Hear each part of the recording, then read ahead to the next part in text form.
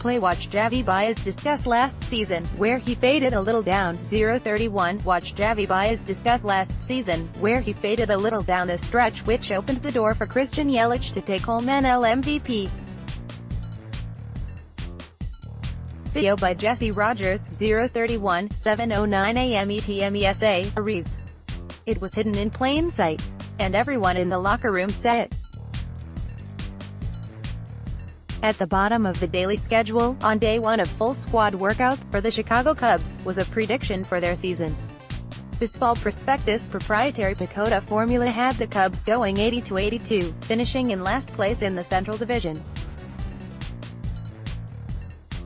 In fact, one day later, perhaps because Mike Moustakas resigned with the Milwaukee Brewers, PECOTA downgraded the Cubs to 79 wins. So the team that has won an average of nearly 97 games the last 4 years is supposed to take a huge dip, at least according to the player empirical comparison and optimization test algorithm. Cubs brass latched onto the slate and made sure the team saw it. Cubs chairman Tom Ricketts says the team was quiet on this year's free agent market because the team doesn't have any more money to spend. Cubs third baseman Kris Bryant said he's more than happy to clear the air with Yadier Molina after off-season comments Bryant made about the city of St.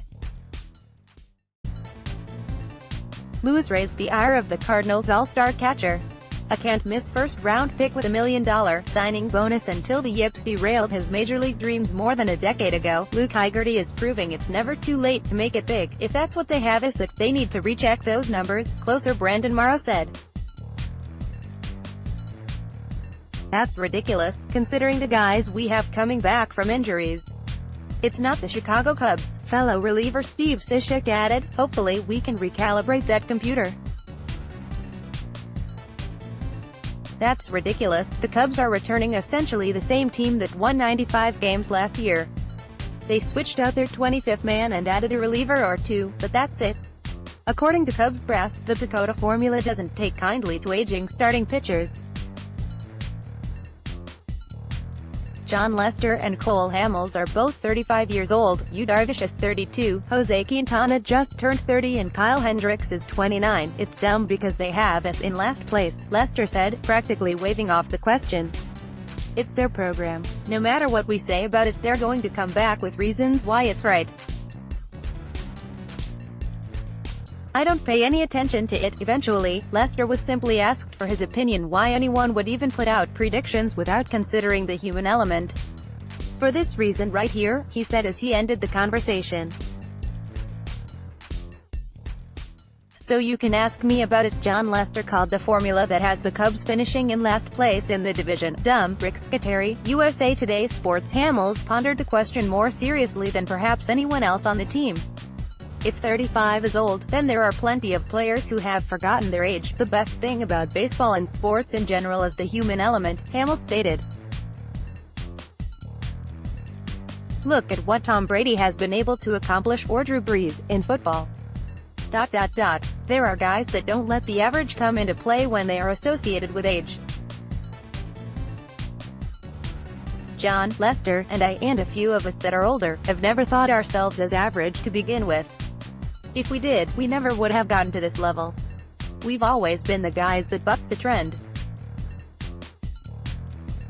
I played with Jamie Moyer, who bucked the trend pretty well. Of course, no one actually cares what an algorithm says, but the Cubs could probably use some doubters.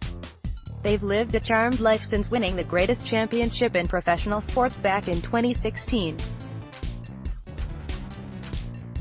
Since then, a vibe of complacency has taken over, along with some off-the-field issues that have removed the shine from the organization.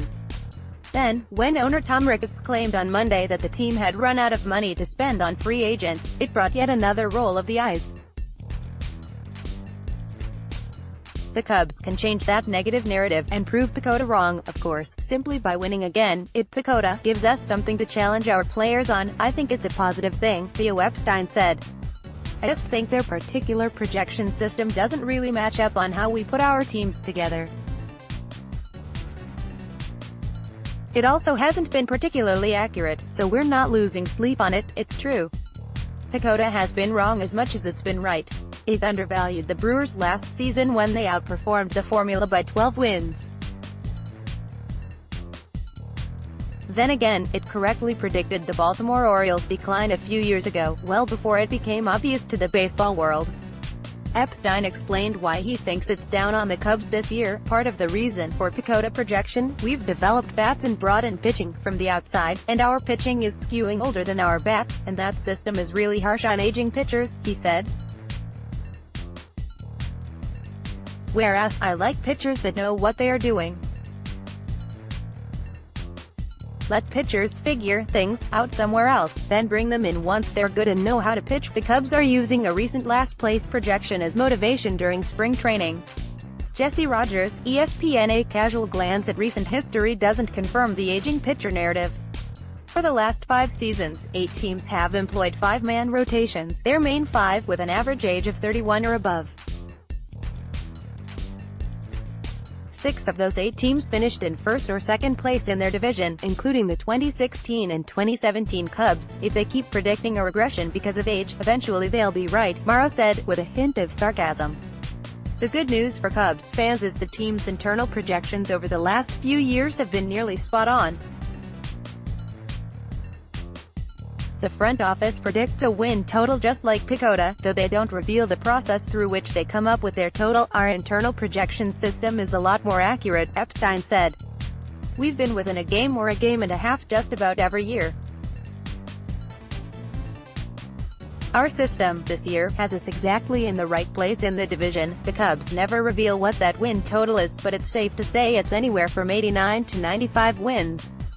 Las Vegas has the Cubs' win total at 89, a more reasonable number compared to PECOTA, especially if you ask the Cubs. If you tell Jon Lester or Cole Hamels a computer says they're too old to pitch effectively, they'll tell you where the computer can stick it, reliever Brian Dunsing said. With age comes wisdom, never one for many words, Quintana simply stated. I don't believe that computer. Albert Almora Jr. was a little bit more colorful when informed of PECOTA's projection to be below .500, he said. In a hat, man. It's silly. What did they have Milwaukee at last year? Look what they did. 80. No chance, Epstein explained further. Nate Silver created that system and it used to be really accurate.